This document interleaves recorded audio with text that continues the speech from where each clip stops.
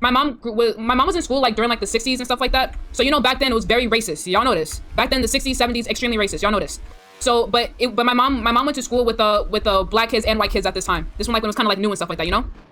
So what happened was my mom, she went to school and she had this teacher. This teacher was so racist to her. She was so racist against black people, against black children, all that stuff like that, right? And what happened was one day, my mom was sitting down at the desk, and my mom was working on like, you know, schoolwork, like classwork and stuff like that, right? And I don't know why, I don't know what happened, but the teacher took my mom's paper, ripped it up in front of her face, ripped it all up, took all the paper and threw it in her hair, put it in her hair. And I was like, what the fuck? And then my mom was like, she's like shook it out of her hair, like she shook it out, put all the paper all over the floor, right? And then the teacher was like, you're gonna pick that up, pick it up. And my mom was like, I'm not picking that up. And the white teacher was like, if you don't pick that up, you're not going home, because like at that time, school was about to end, so the kids were about to get dismissed, right? And there was paper all over the floor, and my mom was not picking it up.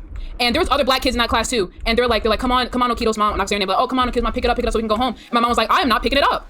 And then, and the teacher and my mom and all. Okay, so and after that, since she didn't see my mom like pick up the paper, she told my mom like she had to stay, and all the black kids had to stay too. She let all the white kids go, but my mom and all the black kids, they had to stay. So she dismissed them, but all of them had to stay, right?